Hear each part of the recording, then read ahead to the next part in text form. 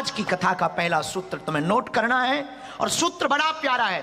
हनुमान जी को पाने के लिए राह की आवश्यकता नहीं है, मेरे बजरंगबली को पाना है तो सिर्फ चाय की आवश्यकता है। हनुमान जी राह से प्राप्त नहीं होते, चाय से प्राप्त होते। अच्छा, चाय का मतलब तुम चाय मत समझ जाना कि हनुमान जी टी से प्राप्त होते। No, never.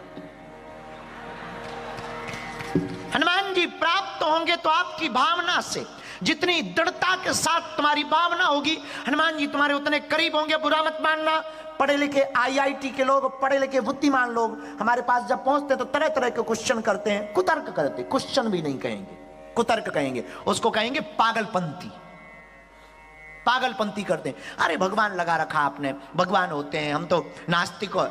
बुरा मत मानना, आप नास्तिक हो हमें खबर नहीं, आप आस्तिक हो हमें खबर नहीं, आप वास्तविक हो या नहीं ये हम पूछ रहे हैं आपसे।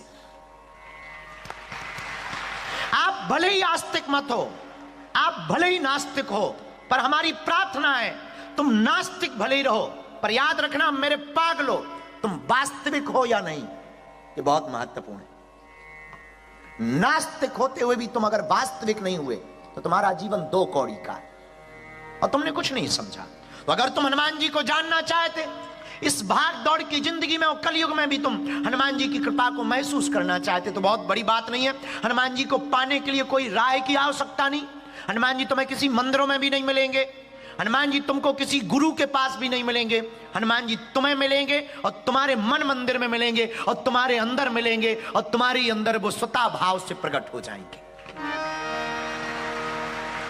इसलिए हनुमान जी को पाना है तो हमें चाय की आवश्यकता है, राह की आवश्यकता नहीं। लेकिन वर्तमान समय में ज्यादातर लोग राह चुनते हैं, चाय कम, रास्ते चुनते हैं। हम लोगों ने ये जो व्यवस्था बनाई, हमारे ऋषि मुनि बहुत वैज्ञानिक थे, बहुत वैज्ञानिक। उनका विज्ञान इतने ऊंचे लेवल का था कि कोई उनके विज्ञान को पढ़ नहीं सकता।